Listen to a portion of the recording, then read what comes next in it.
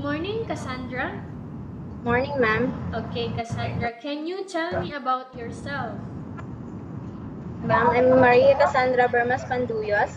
I'm 29 years old. I live from Barangay Capillan, Ilagan City, Isabela. I have only one child. Okay, I have a few questions for you to answer, so let's start. Yes, ma'am. Why do you want to work as a maid? I want to learn more knowledge and then I want to earn a little money for the future of my baby. Why you choose Malaysia when there is a lot of other country? Because, ma'am, they said that Malaysia is also we have same in a little same in culture.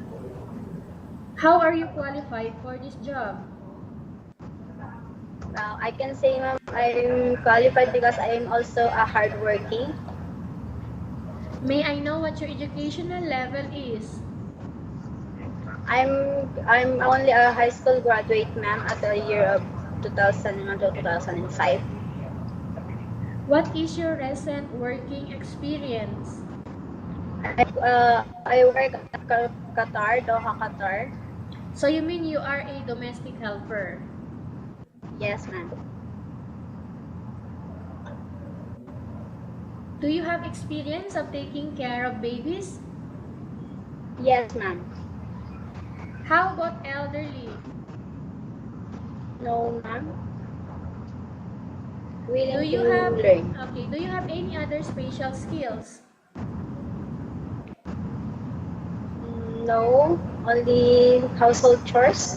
Are you willing to learn new skills? Yes, ma'am. Are you willing to work with a family where the mother-in-law or any relatives stay together? Yes, ma'am. Currently, are you still working now? Ma'am, pardon? Currently, are you still working now? No. Do you know how to cook? A little bit, ma'am. Yes. Are you aware that you will have to do washing, cleaning, ironing, and cooking? Yes, ma'am. From all the house chores that I mentioned to you, which do you like most? Cleaning. If ever you were selected to work in Malaysia, who will take care of your kids? My husband and my mother-in-law, ma'am. You are not allowed to use handphone during working hours. Yes, ma'am. You are only allowed to use handphone after you finish all the works and when going to bed. Yes, ma'am. You are strictly needed to surrender the handphone to your employer in the morning, and your employer will return back to you once you're going to bed. Yes, ma'am. If ever your employer finds out that you're abusing of using your handphone and it's affected your work performance, your employer will confiscate your handphone and you are not allowed to hold it anymore. Yes, ma'am. Instead, your employer will allow you to call to your family 3 times in a month. You only allowed to bring normal phone and you are not allowed to bring smartphone. Are you agreed for the terms and condition? Yes, ma'am. Are you agreed to the rules and regulation for the handphone? Yes, ma'am. How many years is the contract as you agreed and understands? 2 years, ma'am. Can you describe for me your ethics, your attitude? I'm just a smooth talking, and then I just if there's anybody talking, I'm just listening and then wait for my turn to speak also. How can you assure to us that you will work hard in Malaysia? I'm going to work hard in Malaysia because I want to earn for the future of my baby, and then I want to build also a house for my family. Can you promise not to use the telephone without the permission of your employer? Yes, ma'am. Can you promise not to put on makeup but to dress properly while work? Yes, ma'am. Can you promise not to invite friends and relatives without the consent of your employer? Yes, ma'am. Can you promise not to ask for advance salary from your employer under any circumstances? Yes, ma'am. Do you really understand some of the rules and regulation of the agency? Yes, ma'am. Do you pay any placement fee for you to come to Malaysia to work as a maid? No, ma'am. Do you have any history of sickness, breast cancer, or any other illness? No, ma'am. Do you suffer from any skin diseases, allergy, or physical defect? No, ma'am. Have you suffered from any serious illness? No, ma'am. Do you smoke? No. Have you undergone any operation? No, ma'am. Are you medically fit or are you fit to work? Not yet, ma'am. I don't know the results of my med. Okay. Are you in any medication right now? No, ma'am. Are you allergic with any food? No, ma'am. Are you preferred to work for the employer of any race? Yes, ma'am. Are you preferred to eat the type of food taken by your employer? Yes, ma'am. Are you afraid of being left alone in the house? No, ma'am.